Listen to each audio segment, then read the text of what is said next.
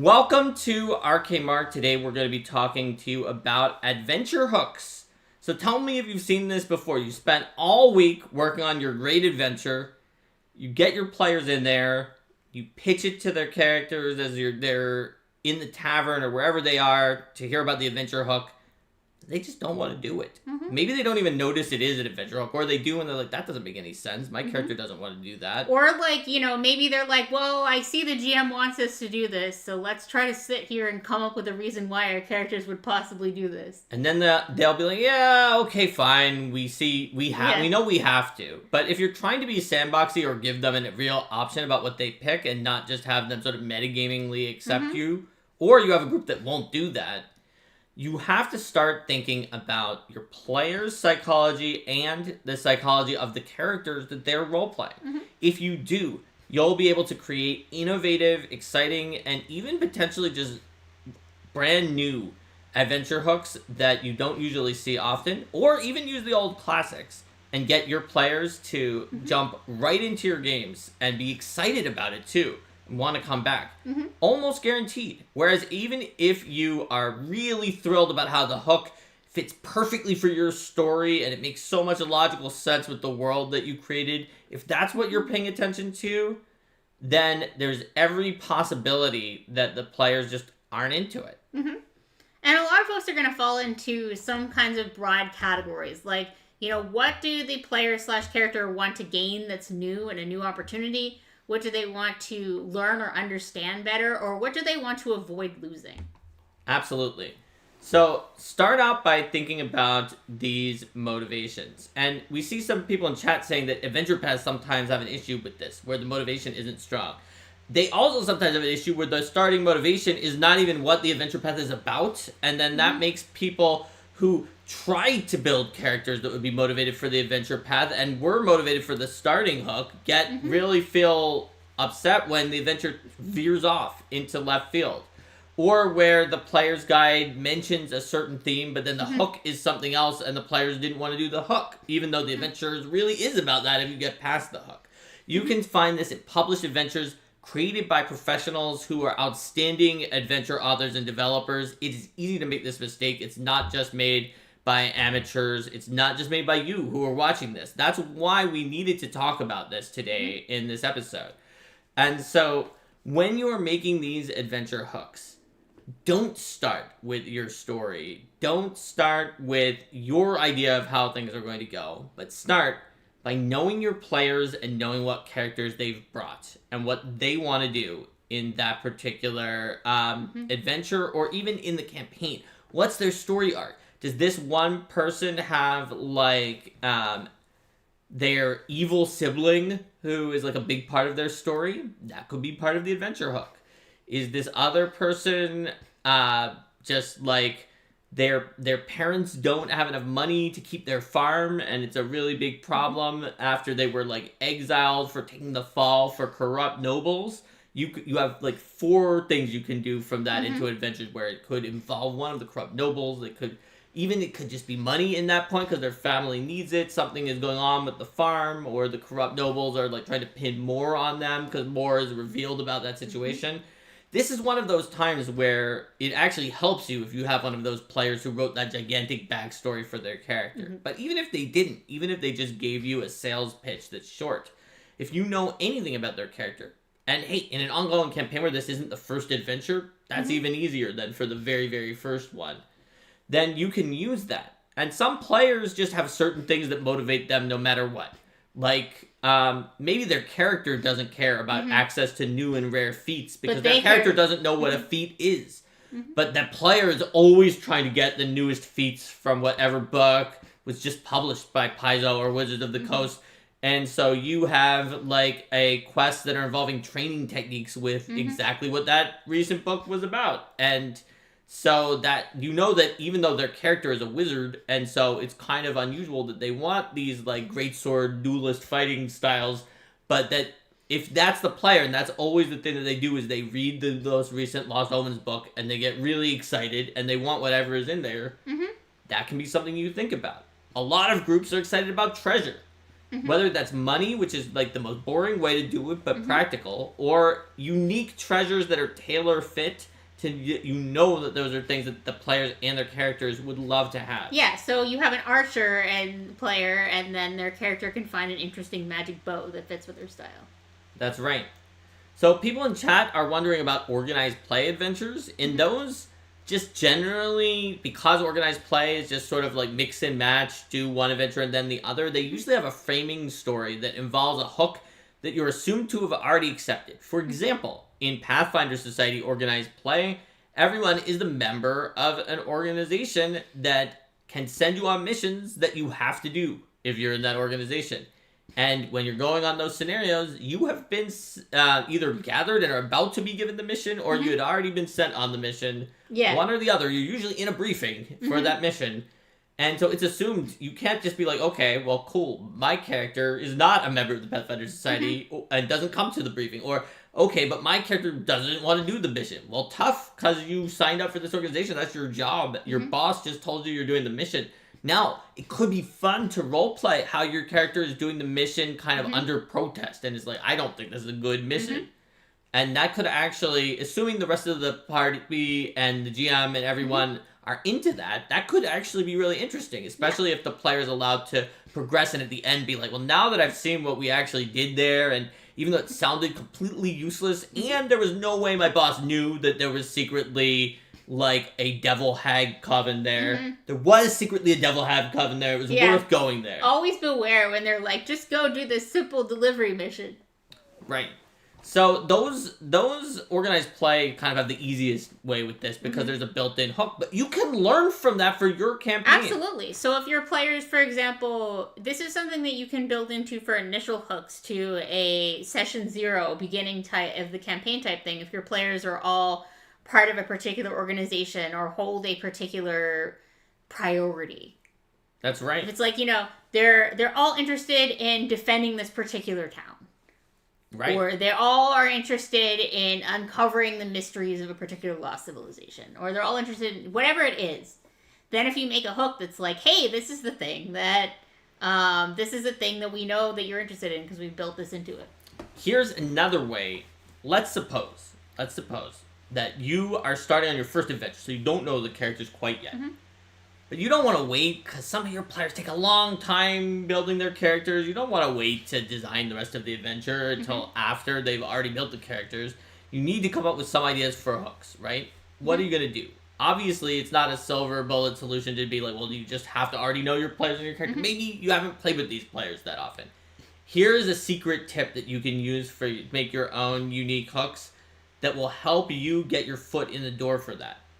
What you do is you have some kind of buy-in. Take the tips from organized play.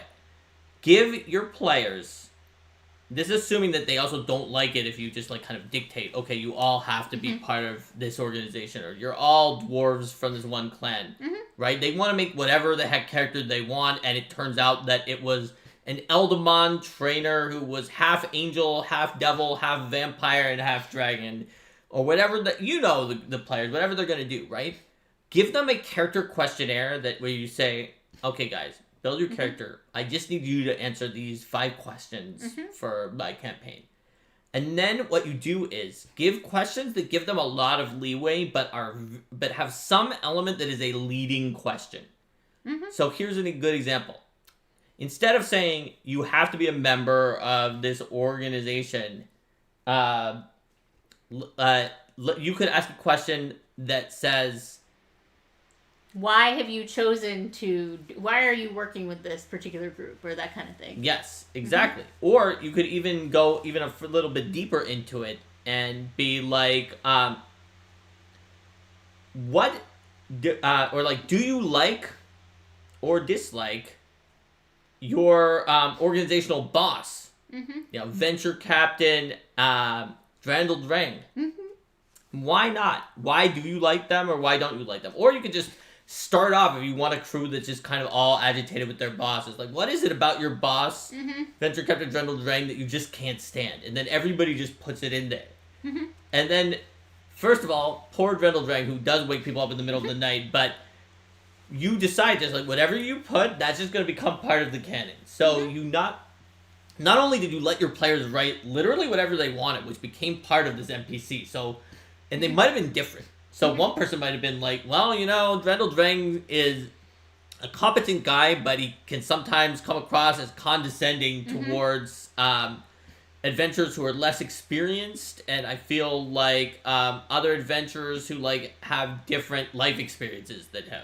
It's like, okay, so now he's a little bit bigoted and possibly condescending, and then another person's like, he's been stealing money for the organization, and I guess he's also stealing money for the organization. Another person's like, Venture Captain Drandel Drang shot my mentor to cover up a crime when the two of them were in a scrape. And it's like, wow, look at all this. Look at this guy, This is just in there. And so because you let the players come up with whatever they want, they feel invested, like they made a decision. While secretly, the main thing you wanted was that they all worked for Drendel Drang and then they didn't like him. And you got that. But you still give them a real choice. Rather, that one even goes beyond to just like, why are you working with this organization? Because it actually allowed them to invent things that then became true about the setting rather than only their own mindset. Both of them are great, by the way. Yeah. Or, if there's like a particular like dilemma in this in the setting, it could be like that's going to be central to it. It could be like, how does your character feel about the conflict between these two philosophies that's like threatening to tear the city apart or something like that. That's right. It's like, which one of them do you subscribe to, or is it neither? Yeah. Or you can be a very brief primer about like two factions. Or like, are you a member of one of these factions? Why or why not? There's a lot of ways that you can be leading, but also give a lot of freedom. Like in the example with the two factions, like you could be like faction A and faction B are the two most like prevalent factions in this city. Either you are a member of one of the two, or you're basically an objector who has chosen not to become a member for whatever reason. Explain which one you are and why, like very briefly. And in that case, you basically gave them all the options that were possible, but you still forced them to put their thought into their decision about that for their character, and then that will become something that can be a linchpin of their character later, their faction membership or their objection to the two factions that you can use in your hooks and your adventures. Absolutely. Another thing to consider with your hooks is sort of the risk versus the promise of reward, and the opportunity cost versus the promise of reward. Because sometimes, it's a big difference if you're having an adventure for level 1 characters where it's like, you can get a few gold pieces and maybe build your reputation in this particular area and get a little bit of information, but take the job for experience. Yes, Linda. Exactly. But if your characters are level 10 and it's like, go fight some dire rats or whatever and we'll give you 5 silver pieces, like they're not going to do that. Especially if they have other important things to be doing and they're going to say, why would we spend our time on that particular thing that doesn't pay off? Or, one case where I often find there to be friction with hooks is if the players feel like, well, if we take this hook, then some other bad thing is going to happen while we're not watching this particular area. And if the story doesn't set up a reason to think that that area is going to be okay when they go off to do this other side thing, then it can be like, well, why would we leave our group behind to go off and follow this hook? Because our group could get attacked by our enemies, and that just doesn't seem worth it. That can be an issue when you want to have side quests from main ongoing arc with a very prominent villain. And in a way, that is not completely a failure. It's kind of being a victim of your own success, because you've established a villain or threat that is so pressing that the PCs are really feeling it, and they are feeling like that is a real threat and that something could really happen from it. That's, I would say, overall a good thing, even though it's a problem for you right now because they're not doing the side quests. But it just means that the hooks that you need for the side quests need to be stronger in terms of the clear benefits that they grant, as well as mitigating the risks that are taking place in a particular time. Maybe there's a circumstance where your players are saying, we can't leave town because the villain is going to siege the town and we never know when they're going to come. But you give them an opportunity to gather some information and figure out, okay, based on the movements, what your scouts have seen, the villain's not going to show up for another 3 weeks. So now we have time to do some other things to prepare.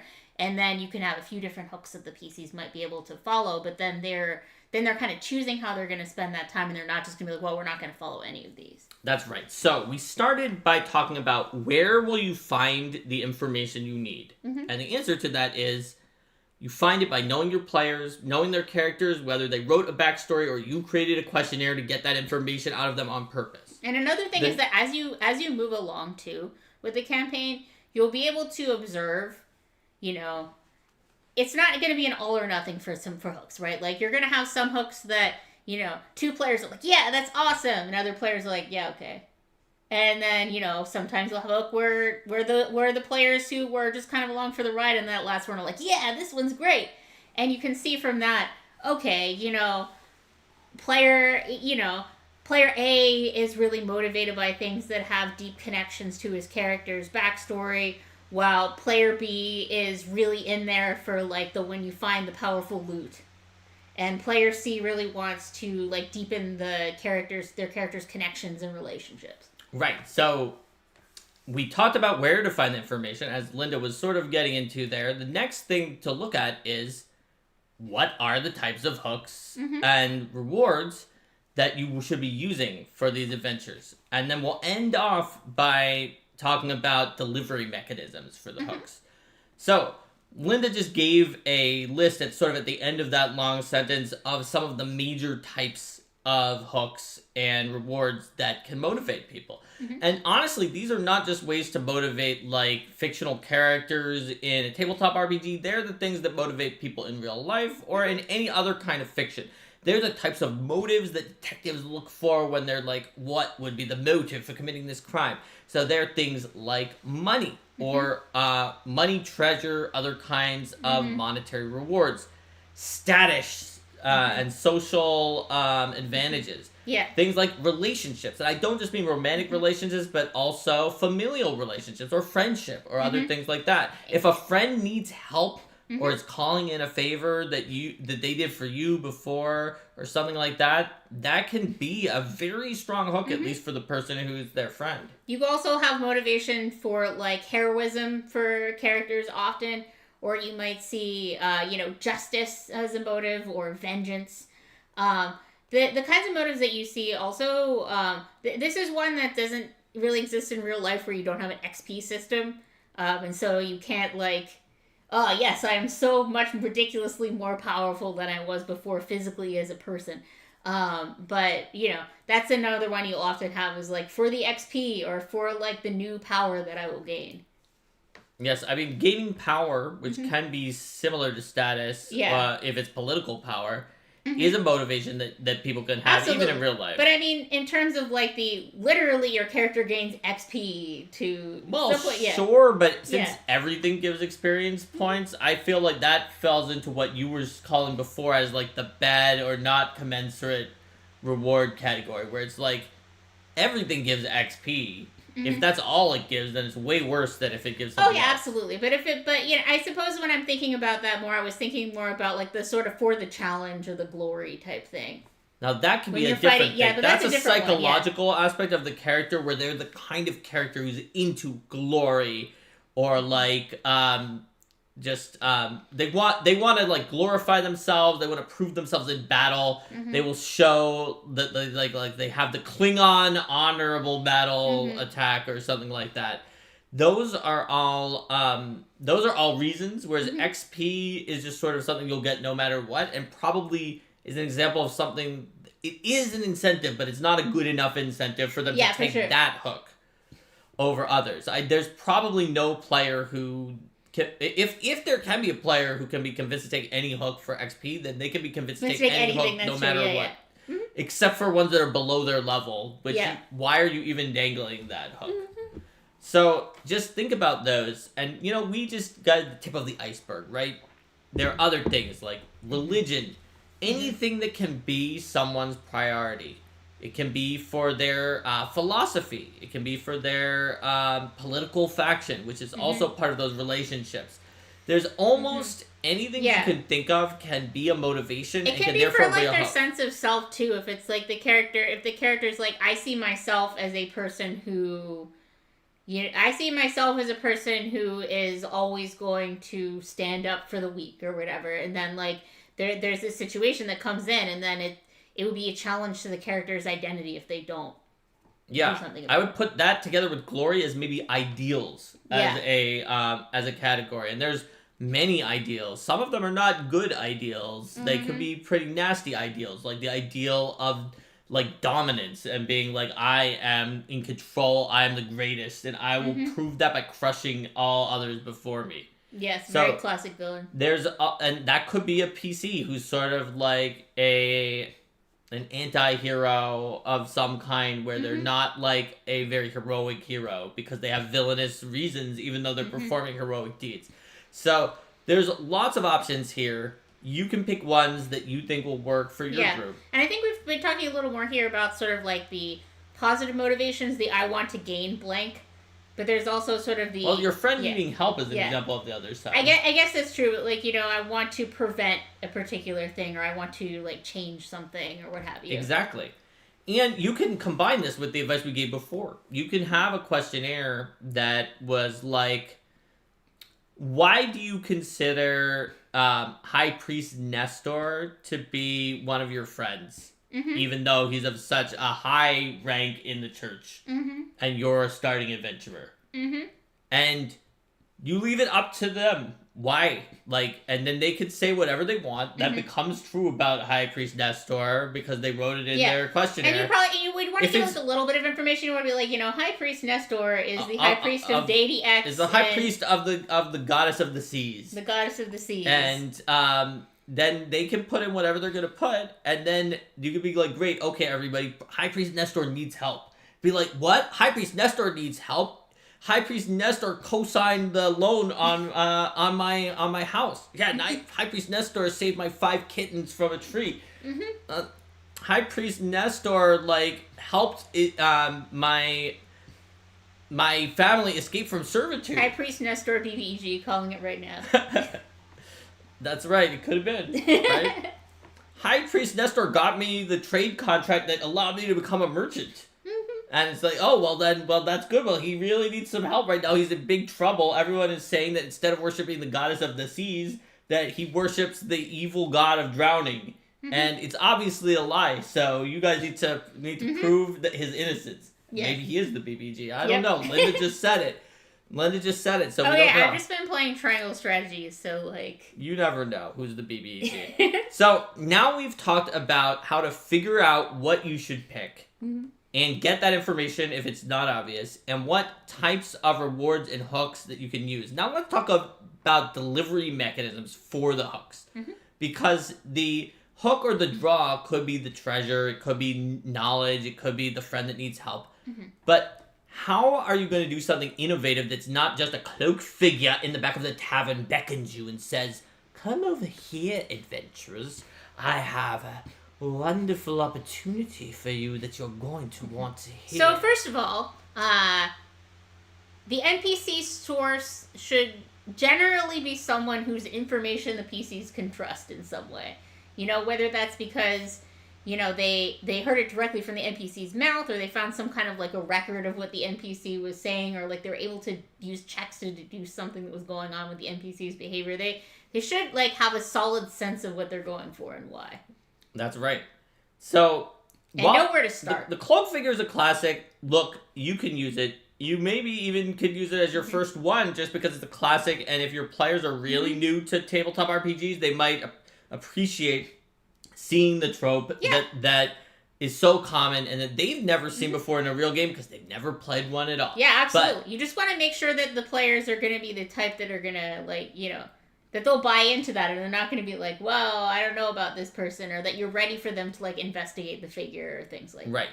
But if you want to build up excitement by doing something different, then you want to start thinking about ways that you can move off of that. And one way to do that is with something that is very flashy or cute or otherwise has a certain aesthetic that will just suddenly shift the emotional track of the adventure in some direction. Like, a random little animal delivers you like a squirrel comes up and delivers you a little letter because someone cast Animal Messenger. You're going to notice that because it's like a tiny squirrel.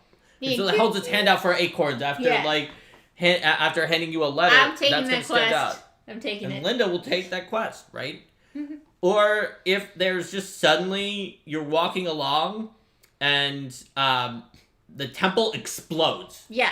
That's very different than if High Priest Nestor calls you all over. The Temple of the Goddess of the Sea explodes. And you see the port where that temple has a spire that stands up with a lighthouse in it that helps the ships. And you see it crumbling, and you realize High Priest Nestor is in there. Yeah. And maybe all your PCs hadn't even met each other yet. They were just in a part of the city where they saw it explode, and they rushed to the temple. Or like, you're like walking along and suddenly like there's a sound of a large crowd screaming and you're like, what is going on here? Exactly. So there's something like dramatic that's going on. Part of this is that it doesn't give the players time to, it doesn't invite as much of that conversation of like, should we take the hook or whatever. It's more of like, okay, there's a situation that needs to be acted on right now because time is of the essence. If you do that sort of like jump right into the action because somebody has taken an action and they at least need to respond to that even if they won't do the rest of the hook, it can be very effective. The very first Pathfinder Adventure Path number 1, you're in a festival. There's a spoiler for like the first 10 minutes of the adventure. Well, maybe 20 if you play the festival games.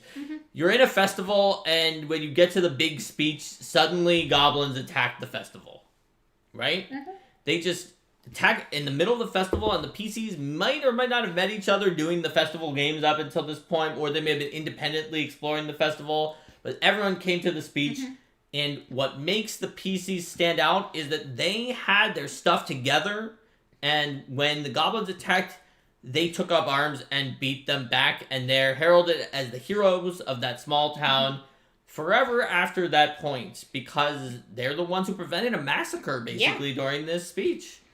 Another thing you can do, not for your very first hook, is that players are more likely to take a hook if the hook itself feels like a treasure that they earned. Whether by, they defeated a particular enemy to gain information, or they were doing an investigation and then they figured about it. It then feels valuable because it wasn't something that just came to them. That's correct. This is can be especially useful when you actually really are giving multiple choices, but there's one that you would much prefer.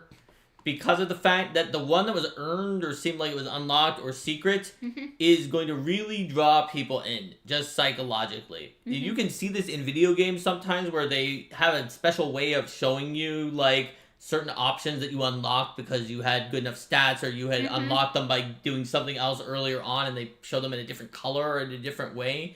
And people are much more likely to want to take those options that they felt like they earned. Yeah, because they're like, man, I unlocked that. That must be good, right? So if you give them 3 quests and you're just like, well, there's always a quest out there to hunt the dire wolves, because they really are a problem for the local farmers. They're eating some of the cattle. There's a continual quest for that. There's continual quest for helping escort the caravan. Oh yeah, there's a caravan guarding quest that you can always do, and an herb gathering. But because of the relationship that you kind of made with the guildmaster, they're going to give you first dibs to this dungeon exploration quest of a new dungeon that was found underneath of the catacombs that might have some pretty interesting treasure because it dates back to the arcane period of 300 years ago. Now, you're going to want to make sure that this dungeon, when you ultimately decide its treasure, rewards more than generic grindable Direwolf Quest 7. Yes. But even if it doesn't, and they're actually fairly equivalent, and the examples I gave there, some of those you might say, well, the other ones were kind of boring. And sure, you might have ones that are less boring for all of these. The point is, the one that they were given special because of another thing, it'd be like, I'm only giving this to you because of the fact that you were able to identify that arcane period artifact that was causing weird vibes throughout the town previously, and it was causing people to scribble these ritual circles onto the ground, and so we think you would be knowledgeable about the arcane period ruin. Yeah, but I would say that, in that case, if it doesn't give more monetary value worth, maybe it gives a rare item, or it gives like an interesting piece of lore that then leads to another furthers quest, a plot line, or something or else. Makes them feel like they're unlocking even more. Something else that will make them feel like, man, it's a good thing we didn't do that other thing. Right. If it obviously was worse than just fighting the dire wolf, that's not great in the end. but they still probably would pick it because they didn't know at the time what it was going to be. The main point is something that they get special or that was obviously unlocked only due to being earned it feels like a reward, and they don't want to waste that by just doing the default thing. Well, I mean, that's also one of the things that powers mystery adventures, where you're following along with things and you unlock clues and they're like, wait a minute, now this is a thing that I can try to follow up that I found. And in that case, maybe there's a lot of cases in mystery adventure, you'll have the rule of 3, where anytime you actually want the players to be sure they find out about a particular thing, you gotta have 3 clues to bring in there. So maybe you had multiple ways that they were going to get there, but they're still going to feel like, oh man, okay, we found this thing. We can continue.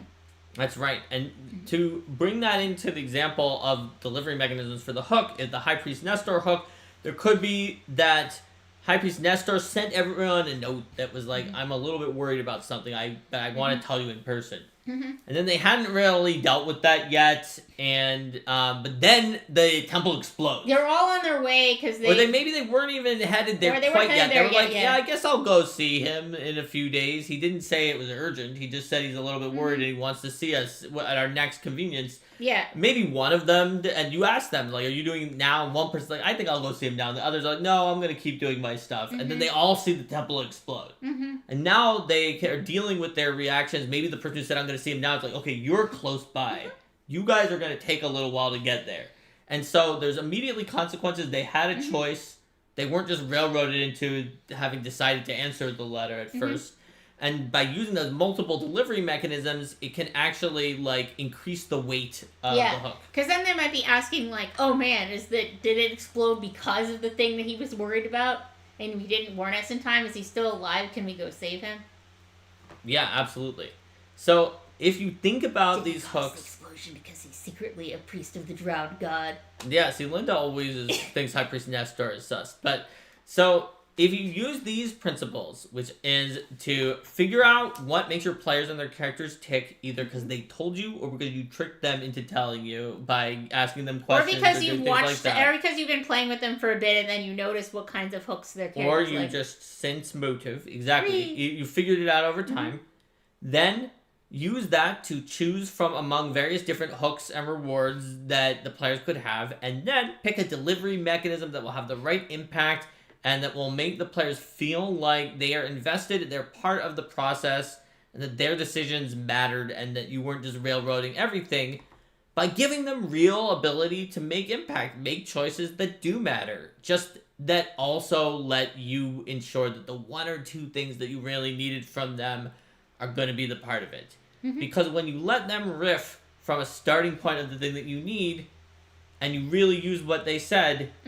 they will feel ownership of all of it by the end, including the part that you built in that they had to include. Yeah, absolutely. So that is the secret to making innovative adventure hooks. Yours that are based on your players might be hooks that have never been seen before because they are specifically tailored to those specific players, and ones that are going to grab your players' attention and that they will not ignore. Awesome. So, thanks for joining us, everyone. Please vote for the next Tuesday episode. There is some small chance that we won't have it because we are going to... we're going to be leaving on Wednesday morning to go to PAX East. So it shouldn't actually be a problem to have the episode, but there is some possibility. But we'll still vote for it anyway. Vote for 1, 2, 3, 4, or 5. Build a Hazard Workshop. Ask Arcane Mark. Save My Game Q&A. GM Tools. No Plan Survives. Contact with the players. Arcane Mark Plays Donsbury Days or other. Also, please like and subscribe if you're into this content, or join us if you want to support us. So we are already playing Donsbury on Saturday, so this would be like an extra Tuesday.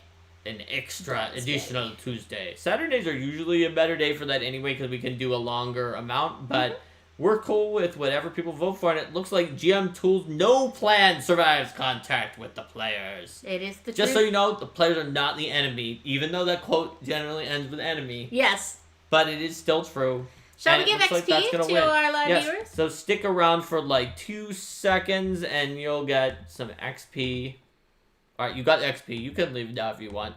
And until next time, whether you want to see us play Donsbury Day and go to heaven on Saturday, when you want to know why the plans don't survive contact with the players and how to handle it on next Tuesday, or whenever the case may be. We'll see you then. Oh, I want to quickly address Nin said 5 Eldamon. Can you throw in chat a little bit more about what you'd like to see about Eldamon so we can consider that for an upcoming episode? Maybe just an Eldamon-based episode. So we can put Eldamon on there as a possibility. 5 is Eldamon.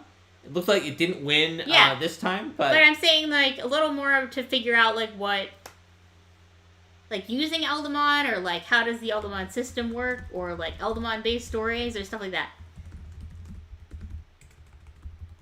Yep. Because we've had one that was just like vaguely about Eldamon, I think, for the release before. Anything more content, because Nin is a super fan. I can confirm that Nin is an Eldamon super fan. Nin is creating new Eldamon and has had like AI generated art for all those different Eldamon and cool. other things like that. So I can confirm that. All right, so everyone, take care. We'll see you next time. Have a good week, and bye for now. Bye.